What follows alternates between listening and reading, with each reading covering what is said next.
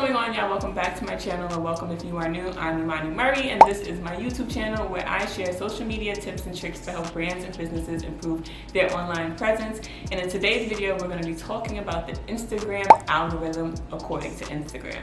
So the head of Instagram actually just came out and shared that he will be putting together an ongoing series that will highlight and share how the app really works, from the technology behind it to the actual algorithm, right? And even shadow banning. So of course I had to come and make a video about it. So definitely, if you're into this, if you're into learning more about the Instagram app, make sure you're subscribed so that you can stay up to date with what's going on. So according to Instagram, there are 3 parts to the app. You have your feed, your explore, and your reels. They all have their own algorithm, and then Instagram will rank content differently depending on how you interact with that part of the app, right? So your content on the reels may differ from the content on your feed just based on how you interact with those 2 different parts. So each algorithm has its own signals, which then results in its own predictions. So I like to think of the signals as like your actions on the app, right? And this is going to make sense in just a few seconds, so stick with me, okay? So let's first talk about how they actually rank content on your feed and stories.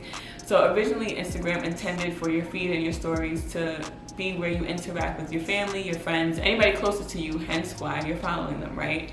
So when it comes to actually building out your feeds and story algorithm, they gather up a number of different signals that can include when the post was made, was it made on a phone, did you post it via a web browser, to even how often you actually like videos. They even shared 4 of the most important signals that will help build out your algorithm. And these signals are in order of importance, starting with information about the post, right? So how popular is the post? When was it posted? How long is it? If it's a video, is there a location attached to it?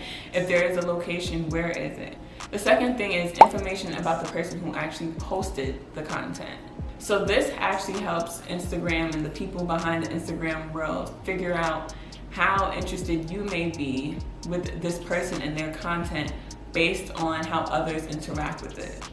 So it's not a direct interaction, it's based on how others interact with this content. Based on that, they'll be able to say whether or not you'll actually be interested.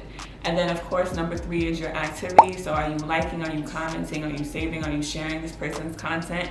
And then number 4, your history of interacting with someone. So this sounds like number 2, but this is more of a direct interaction. Are you liking this person's work? Are you commenting? Do you guys mutually comment on each other's posts? Things of that nature. So information about the post, information about the person who posted, your activity, and then your history of interacting with the person. So after they gather all the information based on your signals, they then put together predictions. Apparently it can be up to a dozen predictions formed specifically for in-feed posts, right? And then the predictions and your signals can change. It's not something that is a permanent thing. These can change.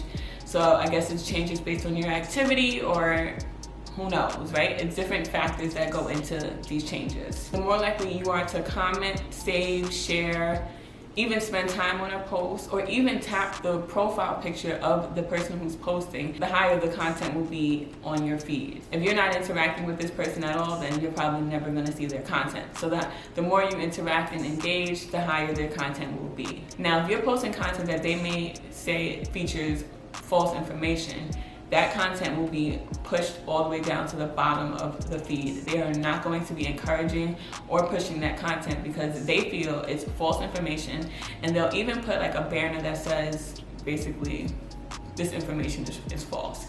And of course, if you have anybody that is in your close friends on your story post, those people will be featured higher up on your feed because Instagram notices the relationship that you have. Because once again, your feed is intended for you to interact with people that you are close with, your family, your friends, etc. Now, the next part of the app that we're going to talk about is the Explore page. The Explore page is different from the feed and story post because the Explore page is based mainly on your activity, and it's really just recommendations that Instagram thinks you should be interacting with. Now, I don't know if you've noticed, but even if you go onto some of the content on the Explore page, you click on it, it'll say because you liked such and such post, or because you follow such and such. So these are just recommendations that Instagram thinks you would enjoy, or the types of content that Instagram thinks you would enjoy based on the content that you're engaging with. So the likes, the comments, the saves, the shares.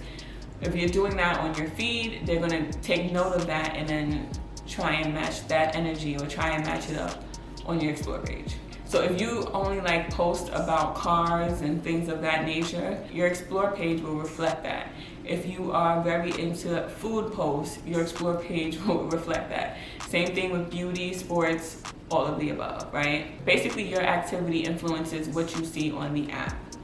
So if you're liking things surrounding the makeup beauty world, I'm pretty sure you're probably not going to see much content about like sports or animals. So when it comes to your explore feed, they look at certain signals or actions that they deem important, which are pretty similar to the feed signals, but it's just different because you're not actually following these people, right? Number one is info about the post.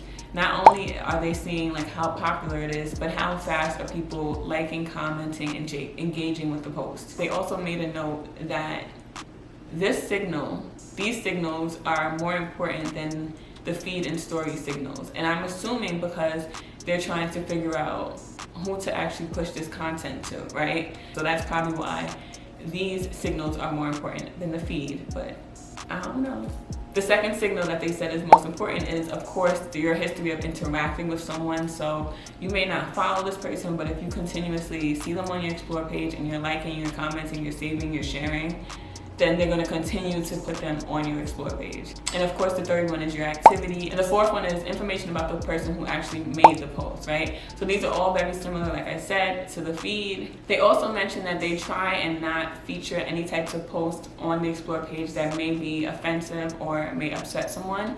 They specifically mentioned tobacco and vaping, which I thought was interesting. But I guess if that's something that you're into, they're not going to really try and prevent from showing that on your explore page. But if you're not really into that, then they're probably not going to show that on your explore page.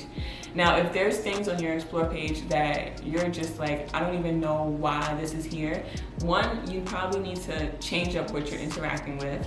And number two, you just need to go ahead and go into that post and click not interested. Tell Instagram that you don't want to see it anymore. And I'm sure that they'll try and make it so that they reduce the amount of times that you see that type of content. Now, it would not be an Instagram video if we did not talk about Reels, right? So, of course, your Instagram Reels timeline is separate from your Instagram feed. Yes, people can post Reels on your feed, but this is more so about the actual Reels timeline or the Reels tab or whatever you want to call it. Majority of the people featured on your Reels tab you do not even follow. So this information is going to sound pretty similar to the Explore information because they both have the same concept of you're not following these people. This is more just based on the activity or based on how you interact with this types of content. And as I've mentioned before, Reels are really, their main purpose is to entertain. You can still provide valuable information while entertaining, right?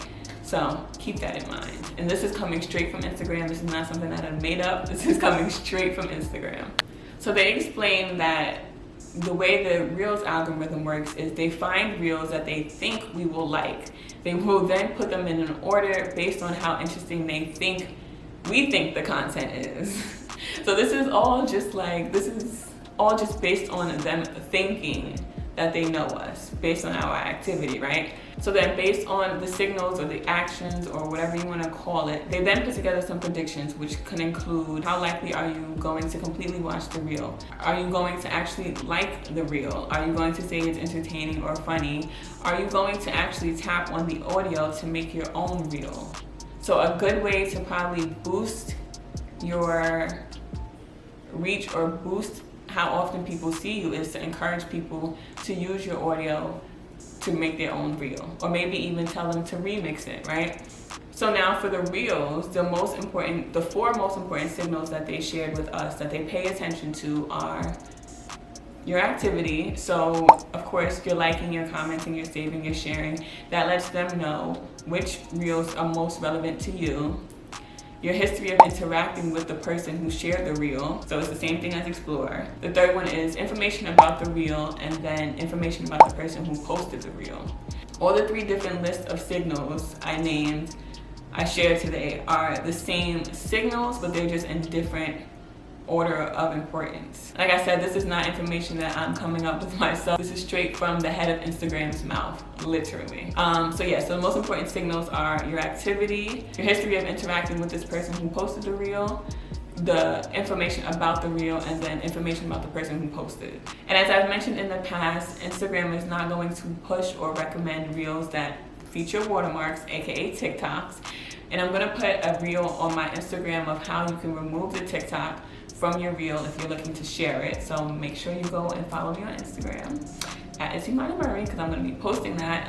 And if you've seen this a little later after I posted this video, it's already up, so go check it out. So they're not gonna be pushing any reels that have the TikTok or any type of watermark. They're not going to be pushing any reels that are low resolution, and then they also mentioned they're not going to be pushing any reels that feature any type of political issues, right? So if a political figure or someone on behalf of them is sharing some type of reel that features any type of political issues, they will not be pushing it.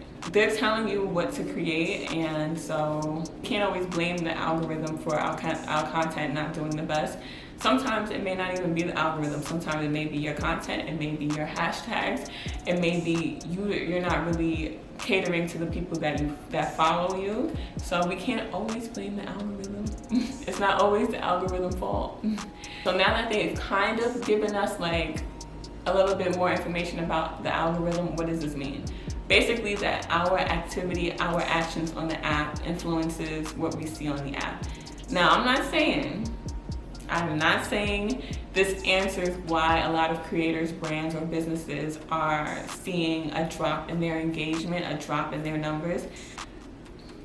Maybe this is something that they'll cover in this series because I see it happening a lot. It's happened to me, it's happened to a lot of people that I know. So it's happening. So maybe this is something that they're addressing. Maybe this is why they're coming out with this series, because a lot of people are complaining about what's going on with the app. Who knows?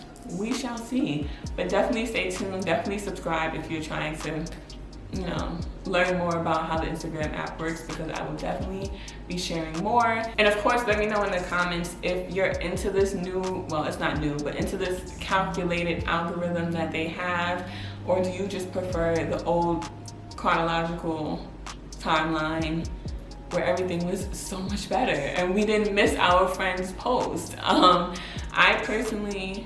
I like that the Explore page and the Reels page is kind of just like based on my activity, but I would like my feed timeline to go back to how it was. I need things in order. Like, I don't want to be missing. I don't want to see posts when it's too late. I would like to see things when they should be seen at the right time and in the right order. My next video actually will be about shadow banning and how you can avoid it, or ways you can avoid it. So subscribe, and I will see you in my next video. As always, you can follow me on all social media platforms at Imani, and I will see you in my next video.